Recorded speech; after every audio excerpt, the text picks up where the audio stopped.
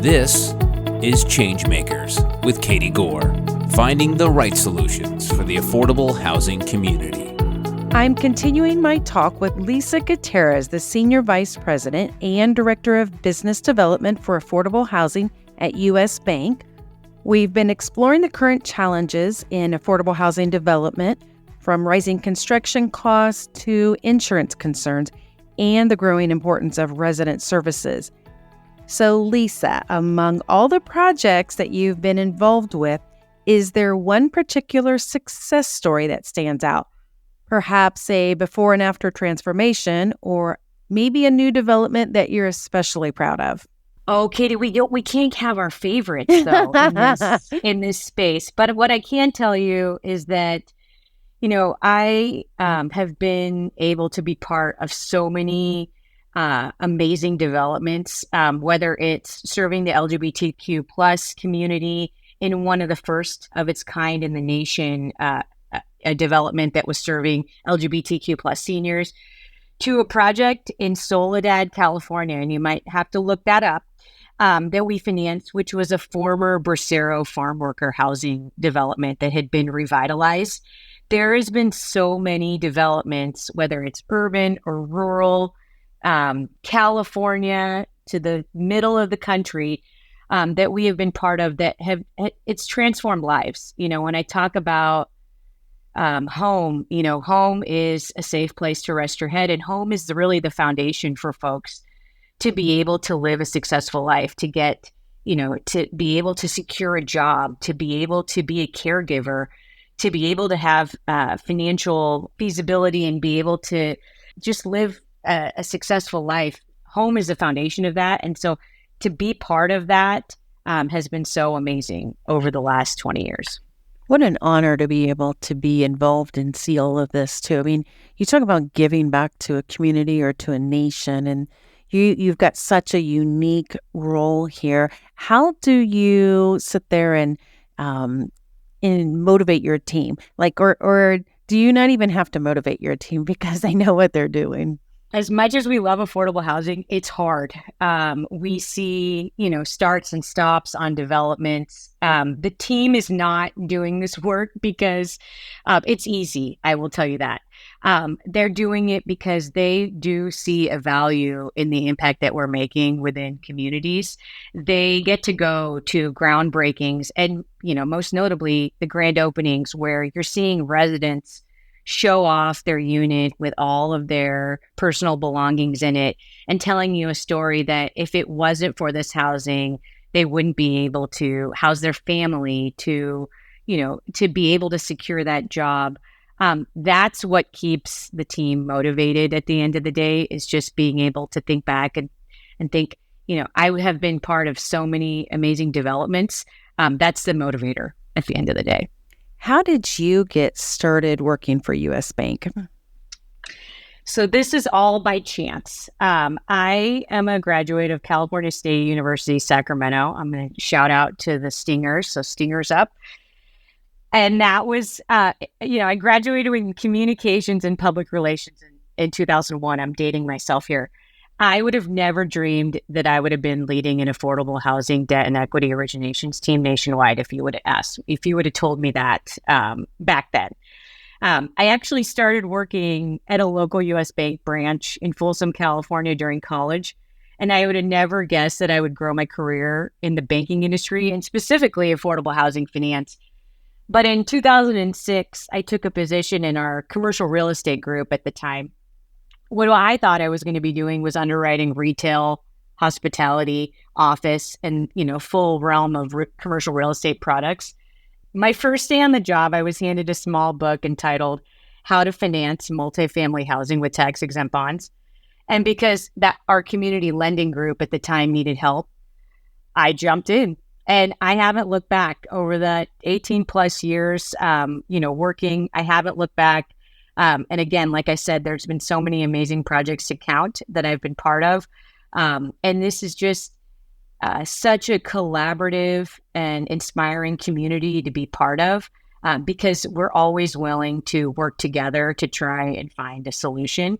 We deal with many challenges over time, but I think just the strong community of affordable housing colleagues and teammates that I've made relationships with over the years also definitely keeps me in this space.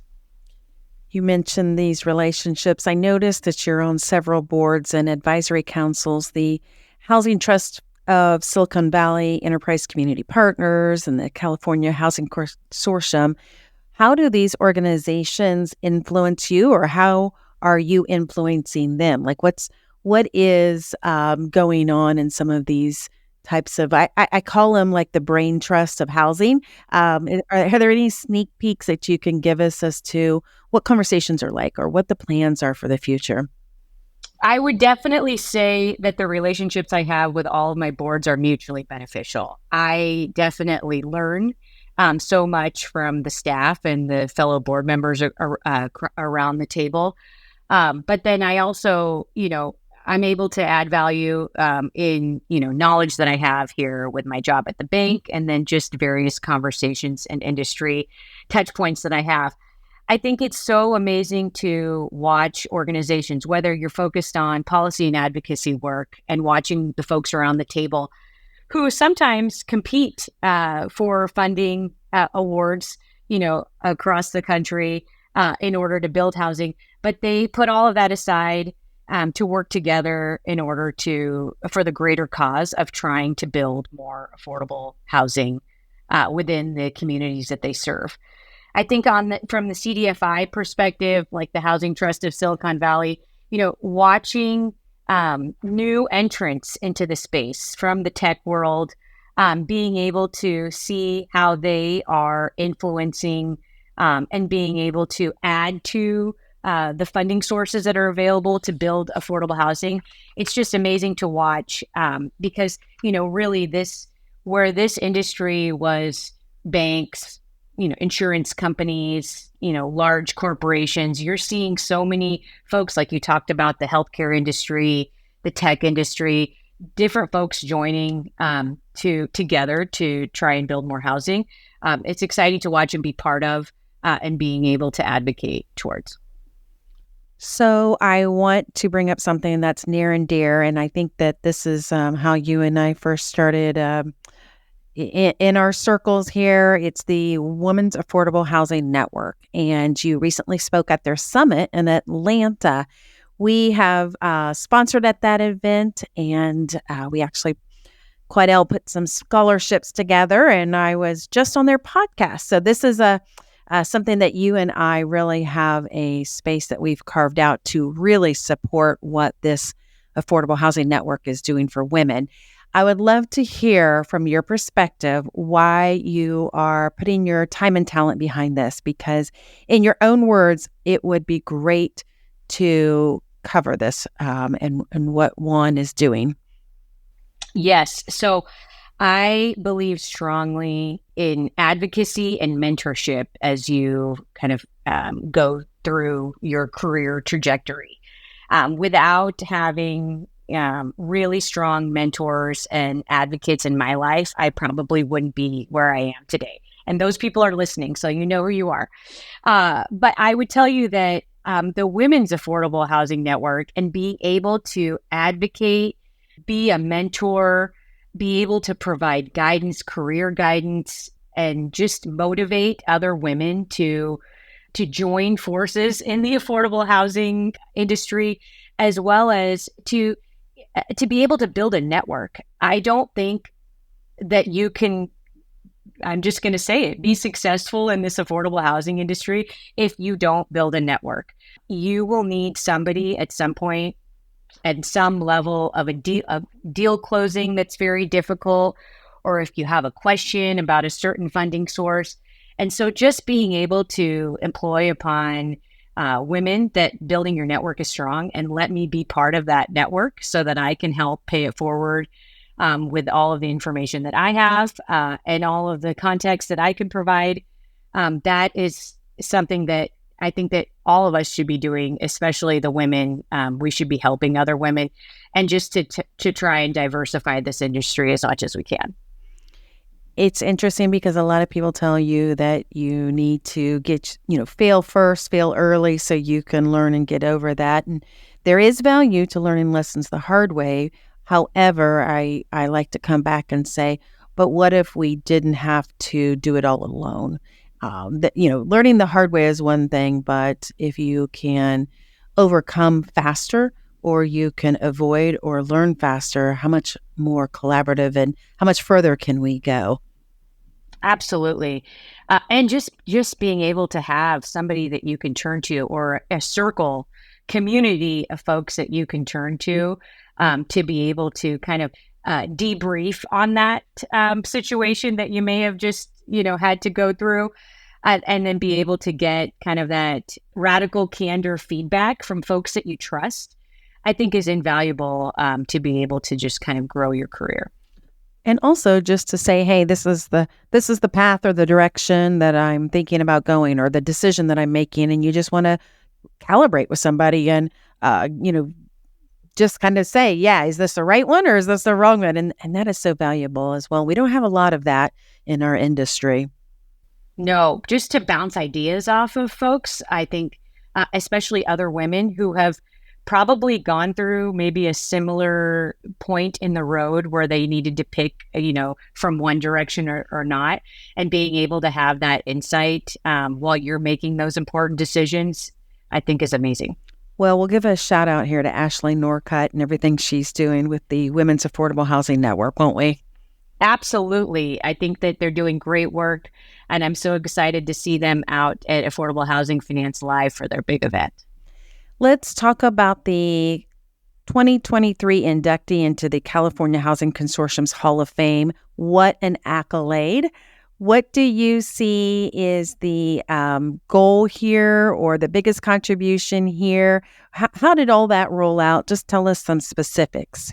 Well, first of all, it felt like something that you would get maybe when you retire. And I can surely tell you that I'm not close to retirement. So it felt like a little early to get that. But I would tell you that, I jump at opportunities to find ways to help our affordable housing industry, whether it's to provide my own insights of things that I have learned along the way, but also, from a policy and advocacy perspective, really advocating for whether it's for additional funding, whether it's for changes, with the various funding sources. That's just something that we all have to be doing.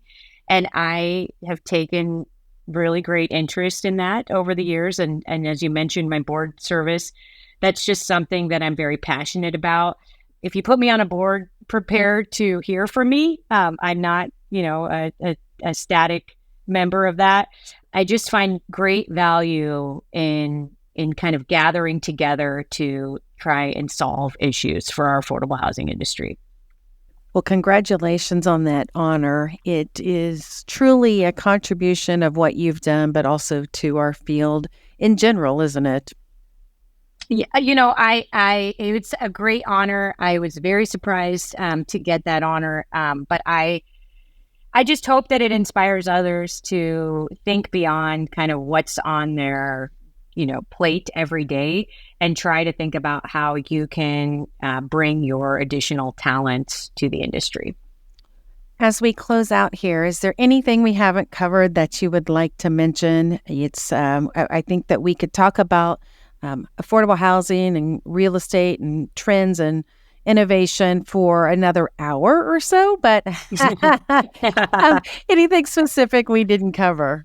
No, I think this is a great opportunity to give a shout out to my team and to the U.S. Bancorp Impact Finance team. We have a team of professionals that's really passionate about what we do. We have longevity on the team. When you think about some of the leadership, you're talking about 20 plus years. To maybe the youngest on the team has been here for 13 years. We stay because of the people. And so I can talk about all of the great things that we do. I am not doing that alone. I am doing that because of the amazing team that we have here within our affordable housing space and U.S. Bank Impact Finance as a whole. I can't do it without the team. And so I just have to give a big shout out to the team for all of the work that we do to add more affordable housing. Well, Godspeed, and we just encourage you to keep adding more housing. So we all know the need, and we appreciate partners like you in this space. I've been talking with Lisa Gutierrez, the Senior Vice President of U.S. Bank, and we appreciate your time, Lisa. Thank you so much, Katie. It was an honor to be here with you today. Thanks for listening to ChangeMakers with Katie Gore. To find out more about Katie, go to quadel.com. That's QUADEL.com. This has been a production of Forbes Books Radio.